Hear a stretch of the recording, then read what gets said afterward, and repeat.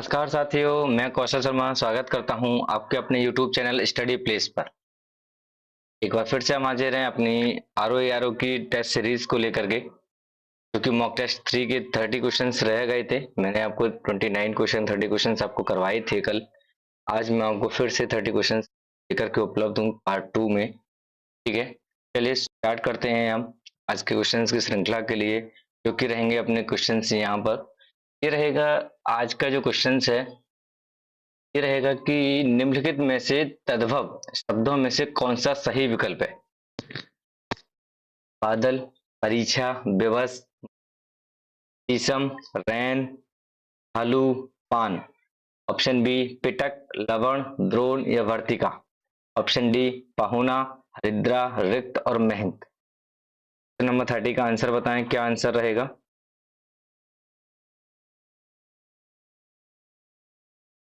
Number 30 का answer A, B, C या D. Answer बताएं, क्वेश्चन नंबर 30 का क्या आंसर रहने वाला है।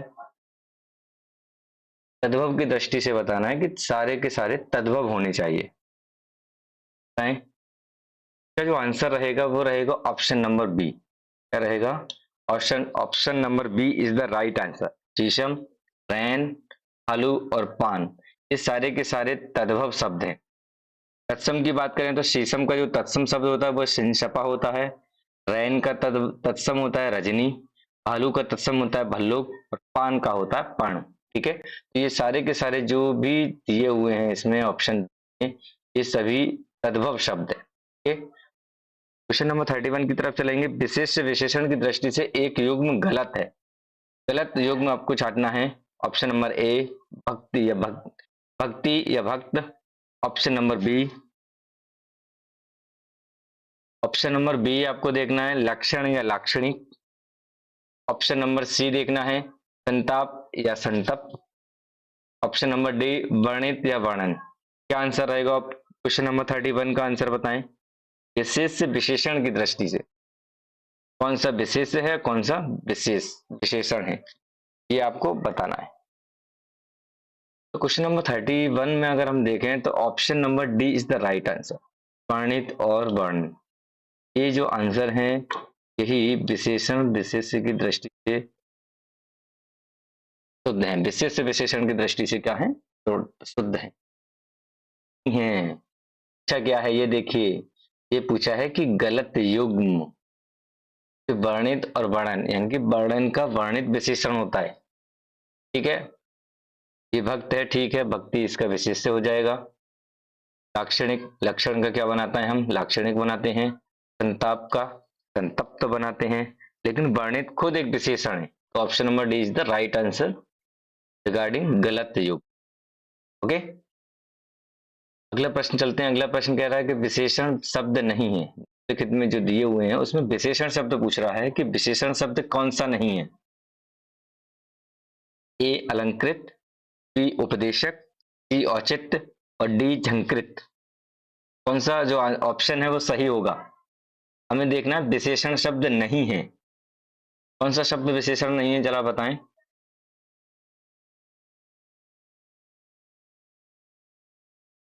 Option number B is the right answer. ये अलंकृत हो गया, उपदेशक हो गया, झंकृत हो गया, ये सारे के सारे जो शब्द हैं ये विशेषण शब्द है। लेकिन औचित्य शब्द जो है वो एक विशेष शब्द है। इसका जो विशेषण जब हम बनाएंगे तो इसका विशेषण शब्द होगा उचित।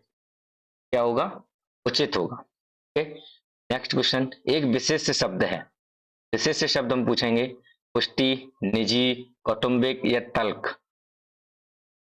क्या आंसर होगा हमारा, पुष्टि, निजी, कौटुंबिक या तल्ख। 33 क्वेश्चन का आंसर क्या होगा, ऑप्शन बताएं कि विशेष शब्द हमें पूछना है। क्या पूछ रहा है, विशेष शब्द क्या रहेगा। इसका जो आंसर है वो रहेगा ऑप्शन नंबर ए, पुष्टि इज द राइट आंसर।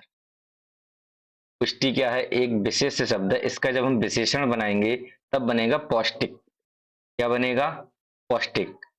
कौटुंबिक एक विशेषण शब्द है, इसका रहता है कुटुंब। कुटुंब का विशेषण कौटुंब होता, कौटुंबिक होता है। ठीक है, आगे चलते हैं। निजी, निजी भी एक विशेषण शब्द है, ये बनता है निज शब्द से।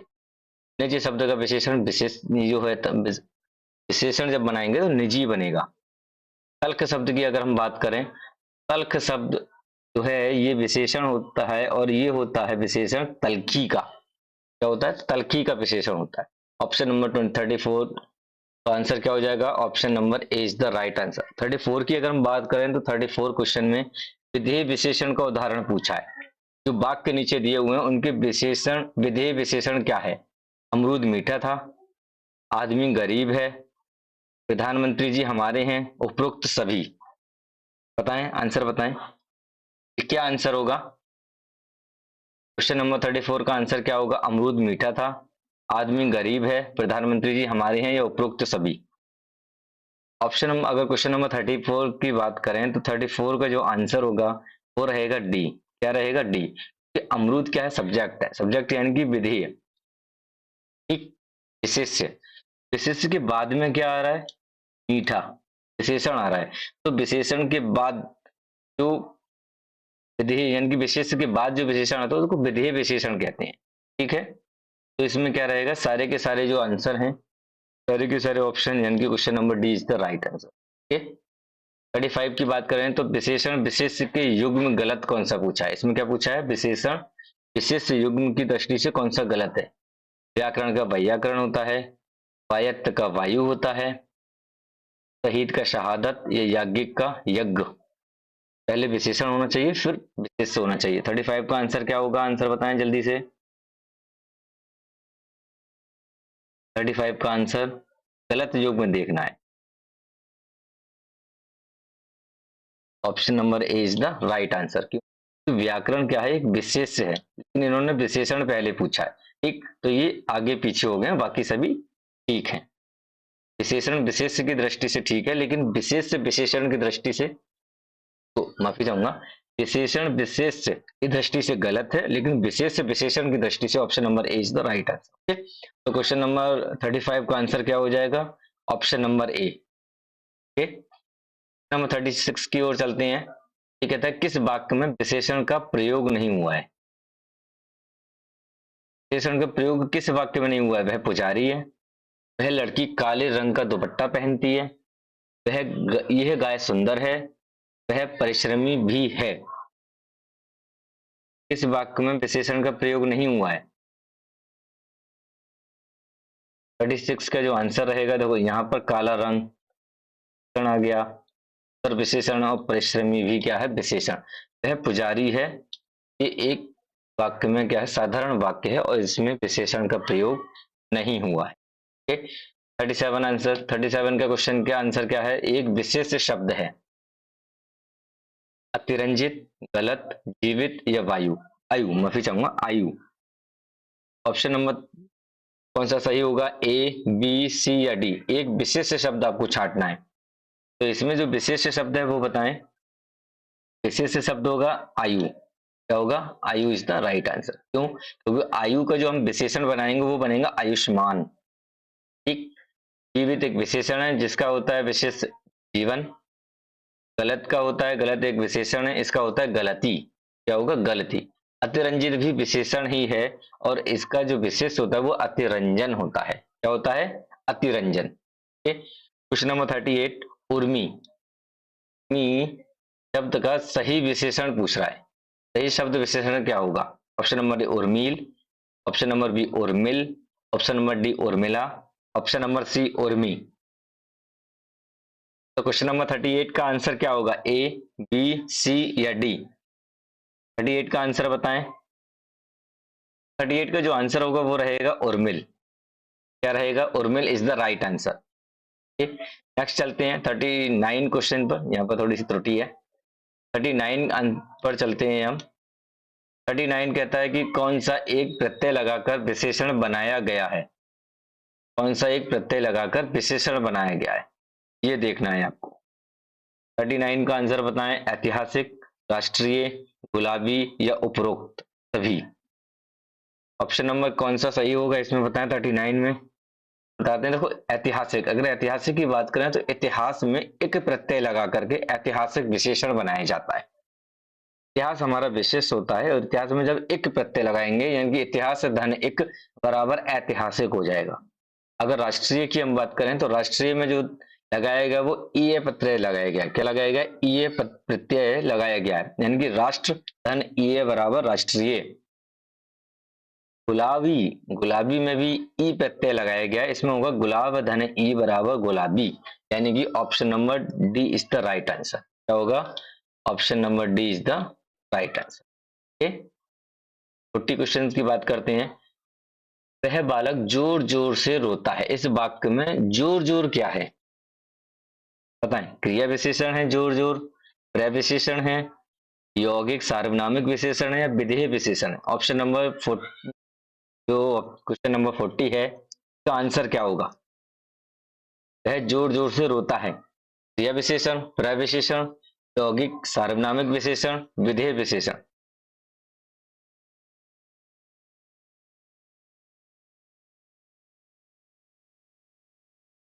में जो आंसर है वो रहेगा क्रिया विशेषण। Option number A is the right answer, क्योंकि वह बालक जोर जोर से रोता है, इस वाक्य में क्या है? जोर जोर क्या है? क्रिया विशेषण है। क्यों? क्योंकि जो जोर जोर है वो रोने की विशेषता बता रहा है, यानी कि जब कोई पद किसी क्रिया की विशेषता बताता है या बतलाता हुआ चलता है, तो उसकी क्या कहा जाता है? क्रिया विशेषण कहा जाता है। जैसे धीरे धीरे चलना, जोर जोर से रोना, तेज तेज चिल्लाना। ठीक है, तो ये क्या क्रिया विशेषण का उदाहरण है जोर जोर।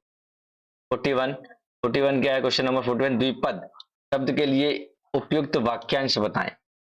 द्विपद शब्द के लिए उपयुक्त वाक्यांश बताएं। क्या रहेगा? जो दो बार जन्म लेता हो। ऑप्शन नंबर बी, जिसका जन्म पैर के अंगुली से हुआ हो। ऑप्शन नंबर सी, जो जनेऊ धारण करता हो। ऑप्शन नंबर सी डी होता है जिसके दो पैर हैं। आंसर बताएं। क्वेश्चन नंबर जो 41 है, इसका आंसर क्या होगा? तो द्विपद का जो आंसर रहेगा ऑप्शन नंबर डी, यानी कि जिसके दो पैर हैं, तो क्या कहेंगे? द्विपद कह देंगे।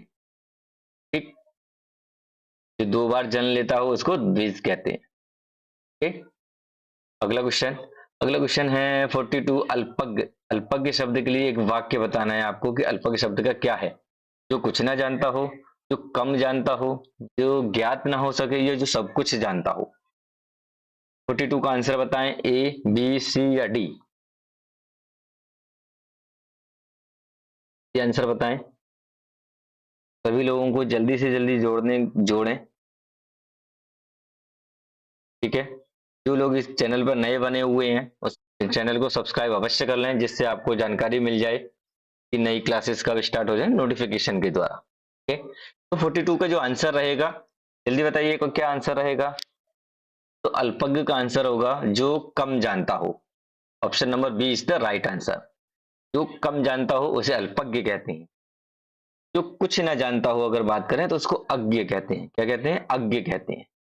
जो सब कुछ जानता हो उसे जो सब कुछ जानता हो उसे क्या कहेंगे? सर्वज्ञ कहेंगे। और जो ज्ञात ना हो सके उसको अज्ञात कहेंगे। ठीक है? जो ज्ञात ना हो सके उसको अज्ञात कहेंगे। अगला प्रश्न 43, किसी कार्य के लिए दी जाने वाली आर्थिक सहायता के लिए क्या कहेंगे? उपयुक्त शब्द बताना है जो किसी कार्य के लिए दी जाने वाली आर्थिक सहायता होती है। ऋण कहेंगे, दक्षिणा कहेंगे, तकावी कहेंगे, या अनुदान कहेंगे? आसान क्वेश्चन है। 43 का आंसर जल्दी बताएं। Option number A, option number B, C या डी? क्या आंसर रहेगा इसका? तो अब ये 43 क्वेश्चन का आंसर रहेगा अनुदान। अनुदान आर्थिक सहायता होती है। क्या होती है? आर्थिक आर्थिक सहायता होती है किसी कार्य के लिए दी जाने वाली। ठीक है? क्वेश्चन नंबर 42 की अगर हम बात करें, क्वेश्चन नंबर 42, गिरधारी शब्द, गिरधारी शब्द हेतु उपयुक्त वाक्य बताना है आपको कि गिरधारी शब्द के लिए क्या उपयुक्त वाक्य है? जो भू को धारण करता हो, जो पहाड़ को धारण करता हो, जो चक्र को धारण करता हो, या जो चंद्र को धारण करता हो? क्वेश्चन नंबर 44 का आंसर क्या रहेगा? जल्दी बताएं। ऑप्शन नंबर ए, बी, सी या डी? क्या आंसर होगा? तो यहां पर देखो आंसर देते हैं जो भू को धारण करता हो। अगर भू को धारण करता है तो उसको हम क्या कह देंगे? भूधर कह देंगे। जो पहाड़ को धारण करता हो उसी को कहेंगे, क्या कहेंगे?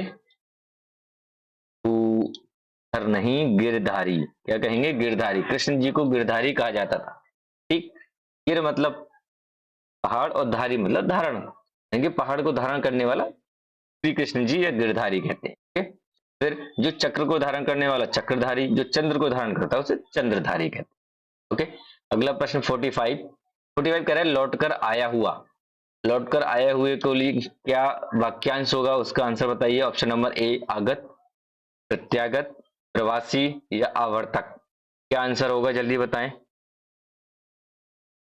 जल्दी बताएं क्या आंसर होगा 45 क्वेश्चन का। लौट कर आया हुआ का वाक्यांश हो गया प्रत्यागत, यानी कि वापस आने वाला। ठीक, जो हमारे देश में बाहर से आए हुए दोस्त, देश जो बाहर से आए हुए लोग हैं और हमारे देश में प्रवासी कहते हैं। क्या कहते हैं, प्रवासी। ओके, 46 का आंसर बताइए। 46 कह रहा है ऐसा बोझ जिसे ढोना कठिन हो। ऐसा बोझ जिसे ढोना कठिन हो के लिए एक शब्द बताइए। दुर्भगा, दुर्गीय, दुरंगा या दुर्वह। आंसर बताइए, ये प्रश्न मैं आपको पहले भी करवा चुका हूं। 46 का आंसर बताइए। ऐसा बोझ जिसे ढोना कठिन हो, तो इसका आंसर होगा ऑप्शन नंबर डी, दुर्वह। क्या होगा, option number D is the right answer. Okay, दुर्भगा की अगर बात करें, दुर्भगा की बात करें तो वह स्त्री जिस पर स्वामी का प्रेम ना हो। दुर्भगा स्त्री वह होगी जिस पर स्वामी का प्रेम ना हो। ठीक, दुर्गीय की हम बात करें तो जो कठिनता से जाना जा सके उसको दुर्गीय कहेंगे। और द्विरंगा यानी कि जिसके दो रंग हो उसे द्विरंगा कह देंगे। ठीक, तो 46 का आंसर हो जाएगा option number D. Next question कहता है कि अविकल शब्द हेतु उपयुक्त वाक्य खंड है। अविकल शब्द हेतु उपयुक्त वाक्य खंड बताइए क्या होगा। अविकल कहेंगे किसको, ज्यों का त्यों, जिस कन्या का अभी अभी विवाह हुआ हो, जो शोक करने योग्य ना हो, या जिसने बहुत कुछ सुना हो। 47 का आंसर बताइए क्या रहेगा। अविकल का जो रहेगा वो रहेगा ज्यों का त्यों is the right answer. Okay, 48 का आंसर बताइएगा। निम्नलिखित शब्द में उनके संदर्भ में प्रयुक्त वाक्यों के युग्म में कौन सा सही सुमेलित नहीं है, पूछा है। क्या पूछा है, नहीं है, इसको ध्यान रखिए। अज जो जन्म नहीं लेता, द्वहित पुत्री का पुत्र, पांचजन्य युधिष्ठिर का शंख, प्रदोष रात्रि का प्रथम पहर। क्वेश्चन नंबर 48 का आंसर बताइए क्या रहेगा। 48 का आंसर बताएं क्या रहेगा। Option number A, option number B, option number C या ऑप्शन नंबर डी। तो नहीं पूछा है, सही नहीं पूछा है, तो इसमें आंसर होएगा पांचजन्य।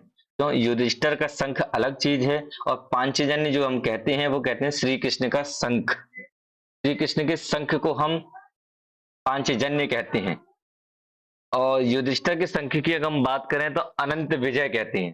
क्या कहते हैं, अनंत विजय कहते हैं। तो 48 का आंसर हो जाएगा सी, ऑप्शन नंबर सी। अज बिल्कुल सही है, जो जन्म नहीं लेता उसको अज कहते हैं। पुत्री के पुत्र की बात करें तो द्वहित्र कहते हैं उसको।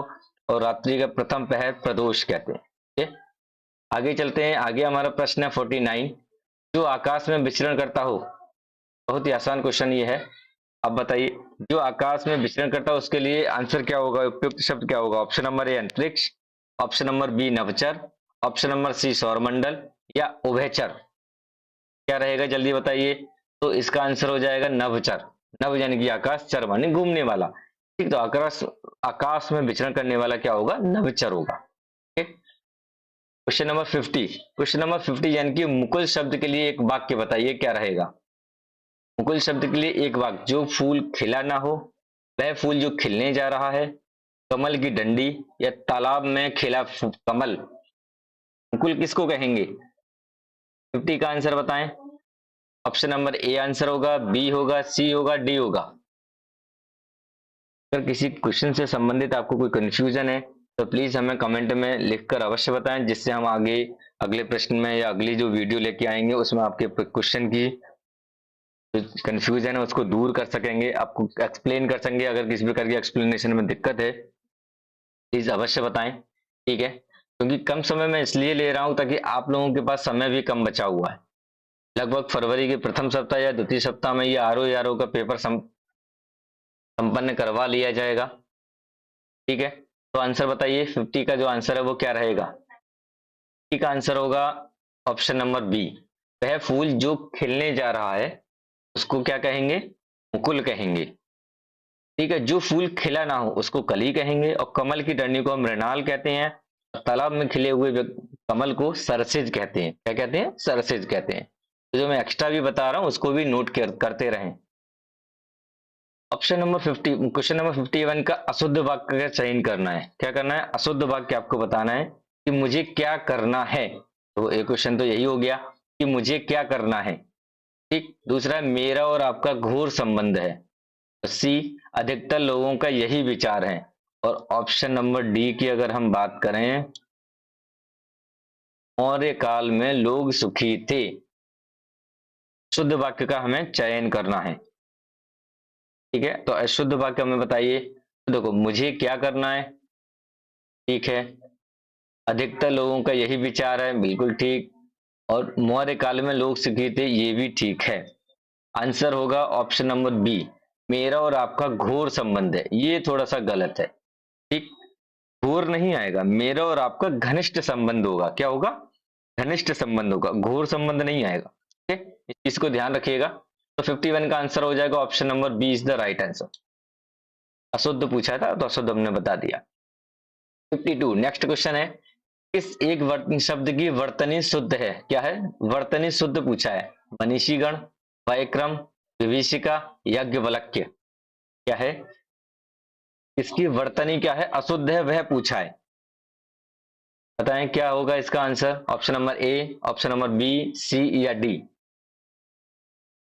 इसमें जो याज्ञवल्क्य है, इसकी वर्तनी शुद्ध है, बिल्कुल शुद्ध वर्तनी इसमें बताई गई थी, और यही हमें से पूछा भी गया है। ओके, तो एक शब्द की वर्तनी शुद्ध पूछा था, तो Yajnavalkya is the right answer, और इसकी वर्तनी बिल्कुल शुद्ध है। मनीषी गण बिल्कुल गलत है। इसमें जो मनीषी गण है, सब पे जो है छोटी की मात्रा आएगी। ठीक, व्याक्रम में इसमें दो बिंदु लगेंगे, व्याक्रम। ठीक, विभीषिका ऐसे नहीं लिखी जाएगी। विभीषिका में शुद्ध रहेगा, वो वहां पे बड़ी की मात्रा यानी प्रकार के हम मात्रा लगाएंगे। ठीक, तो ये तीनों के तीनों वर्तनी शुद्ध की दृष्टि से गलत थे। शुद्ध जो है वो रहेगा option number D is the right answer.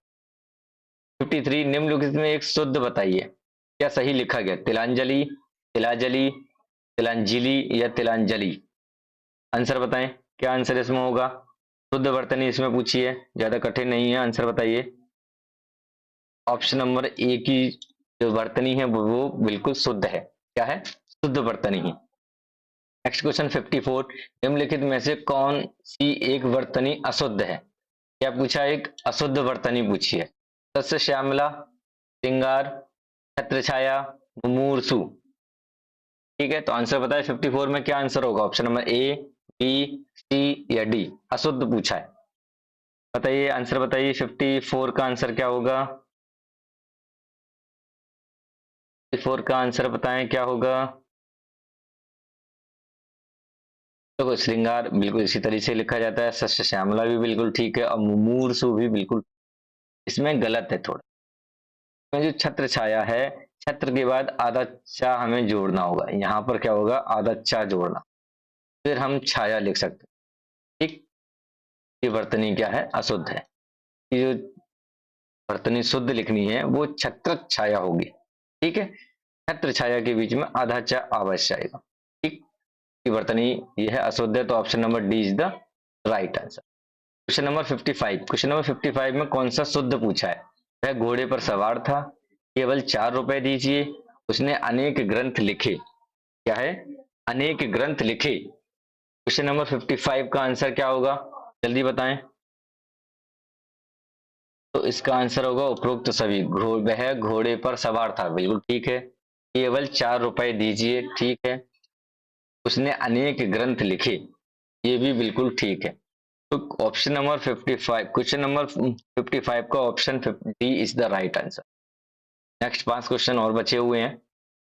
ठीक, 6 का आंसर है कि वर्तनी की दृष्टि से अशुद्ध शब्द वाला कौन सा विकल्प है? वर्तनी की दृष्टि से आपसे पूछा है। 6 में आंसर बताना है आपको। ए, विवंदंती, इकट्ठा, मुनिगण या भागीरथी। यथेष्ट, विस्मरण, उद्घोष, रचयिता। वर्तनी देखनी है हमने। ठीक, क्लेश, कुमुदनी, अनुग्रहित, समुज्वल, मुहूर्त, राज्य महल, निरपराधी, इकलौता। इकलौता तो मुझे लग रहा है ये ज्यादा होना चाहिए गलत। ठीक, क्यों? बाकी लगभग सही दिखाई दे रहे हैं, तो ठीक है। सभी की जो वर्तनी है बिल्कुल है, लेकिन यहाँ पर थोड़ी सी गड़बड़ आ रही है। क्यों? तो मुहूर्त जो गलत है लिखा गया है, यहाँ पर बड़ी की मात्रा आएगी। पहले भी इसको शायद करवा चुका हूँ इस प्रश्न को। राज्य महल नहीं होता है, राजमहल होता है। ठीक, क्या होगा? राजमहल होगा। ठीक है, निरपराधी नहीं, निरपराध हम लोग शुद्ध बोलते हैं, और एकलौता नहीं, इकलौता होता है। ठीक, तो इनकी चारों की वर्तनी क्या है? सभी के सभी की वर्तनी गलत है। बाकी किसी में वर्तनी सही है, किसी की वर्तनी गलत है। ठीक, तो ये क्वेश्चन ऑप्शन ए शुद्ध पूछा था, सभी के सभी अशुद्ध, इस ऑप्शन नंबर राइट आंसर। अगला प्रश्न, निम्नलिखित में से अशुद्ध वाक्य का चयन करें। तब चला चली का मेला है, शरणागत में आए व्यक्ति की रक्षा करना भारतीय संस्कृति का मूल मंत्र है, मारे राम जिलावे राम, या फिर ऑप्शन नंबर डी, मेरा रोम रोम खिल उठा। आंसर बताइए, 57 का आंसर क्या होगा? अशुद्ध वाक्य पूछा है। Option number D is the right answer. इसमें अशुद्ध वाक्य, आप कहोगे अशुद्ध क्या है? शरणागत में आए व्यक्ति की नहीं, शरणागत में आए हो गए नहीं, यहाँ पर ये गलत होगा। ये का उपयोग होना ही नहीं चाहिए। शरणागत ही मतलब यही है कि हमारे शरण में आया हुआ व्यक्ति है। शरण में आए हुए व्यक्ति ये कह सकते थे। शरणागत तो वही व्यक्ति होता है, शरणागत कहते किसको हैं? शरण में आया हुआ व्यक्ति को शरणागत कहते हैं। तो शरणागत जब वाक्यांश से हमने यूज कर लिया, तो पूरे वाक्य लिखने की आवश्यकता नहीं है। तो शरणागत की रक्षा करना भारतीय संस्कृति का मूल मंत्र है। ये क्या है? अशुद्ध है। ठीक, 58 की तरफ चलते हैं। 58 में कह रहा है कि कौन सा वाक्य अशुद्ध है। अशुद्ध इसमें भी पूछा है। यह स्त्री भाग्यवती है, यह पत्र आपको सूचनार्थ प्रेषित है, मुझे मेला में जाना है, और देशभक्त कठोर यातनाओं को सहते हैं। क्वेश्चन नंबर 58 का आंसर क्या होगा? आंसर बताएं। 58 में ये स्त्री भाग्यवती है, बिल्कुल ठीक है। यह पत्र आपको सूचनार्थ प्रेषित है। जब हम कोई लेटर लिखते हैं, ठीक है, या बड़े अधिकारी को हमें लेटर लिखना होता है, तो उसमें मेंशन करते हैं, इन्हें सिर्फ इंफॉर्मेशन हेतु ही भेजा जा रहा है। ठीक, तो उसका जो आंसर हिंदी में होता है कि यह पत्र आपको सूचनार्थ प्रेषित है, यानी कि आपको सिर्फ जानकारी दी जाती है। एक्शन लेना चाहते हैं दे सकते हैं, नहीं लेना चाहते हैं कोई इश्यू नहीं है। ठीक, फिर मुझे मेला में जाना है, मुझे मेला में नहीं जाना होता है, मुझे मेले में जाना है। यहाँ पर एक की मात्रा आएगी। ठीक, ऐसे हो जाएगा, मुझे मेले में जाना है, तब ठीक होगा। तो ऑप्शन नंबर क्या था? ई गलत लिखा हुआ था। Okay, is the right answer. 59, निम्नलिखित में से कौन सा एक शुद्ध है? यावत जीवन, यावत जीवन, यावत जीवन, या यवत जीवन। आंसर बताएं, वर्तनी की दृष्टि से क्या सही है? 59 का आंसर वर्तनी की दृष्टि से जो option number A is the right answer. बड़ी की मात्रा यहाँ पर आती है, ये सारी गलत हैं। ठीक, वर्तनी की दृष्टि से option number A is the right answer. Last और अंतिम क्वेश्चन है आज का। शुद्ध वाक्य का चयन करें। अच्छे कार्यों में अनेकों संकट आते हैं, कि सौंदर्यता कभी कम ना होगी, लड़का अपने शहर अपने गांव चला गया, राधा ने अपनी सहेली के लिए उपहार दिया। ऑप्शन नंबर ए, बी, सी या डी, कौन सा गलत है? आंसर बताएं। ये बताएं कौन सा शुद्ध वाक्य है। अच्छे कार्य में अनेकों संकट आते हैं, पहली बात तो यही आपका गलत हो गया। ठीक, क्यों गलत हो गया? क्योंकि अच्छे कार्य में अनेक संकट आते हैं, अनेकों का कोई मतलब है, अनेक एक अपने आप में ही बहुवचन है, ये तो वैसे ही गलत हो जाएगा। कि सौंदर्यता कभी कम ना होगी, उसकी सौंदर्य नहीं, उसका सौंदर्य कभी कम ना होगा, इस प्रकार से लिखा जाएगा। ठीक, और ये भी गलत है, राधा ने अपनी सहेली के लिए उपहार दिया, गलत है। ये लिखेंगे हम, राधा ने अपनी सहेली को उपहार दिया। क्या है? राधा ने अपनी सहेली को उपहार दिया। ठीक? ये हमारा आंसर ठीक हो जाए। तो option number C is the right answer. शुद्ध है, लड़का शहर से अपने गांव चला गया। Option number C is the right answer. तो ये थे आज के 60 क्वेश्चंस। ठीक है, क्लास कैसी लगी आप लोग अवश्य बताएं। ठीक है, क्लास अच्छी लगी हो तो शेयर करें, ज्यादा से ज्यादा लोगों तक शेयर करें। क्लास आपकी जो क्लास है को शेयर करें, चैनल पर नए बने हुए हैं तो सब्सक्राइब अवश्य करें, साथ ही साथ लोगों को ज़्यादा से ज़्यादा जोड़ने के प्रयत्न करें। ठीक है? दिवाली की आप लोगों को एक बार फिर से बहुत बहुत शुभकामनाएं, बहुत बहुत बधाइयाँ। ठीक है? आज के लिए इतना ही, बहुत बहुत धन्यवाद।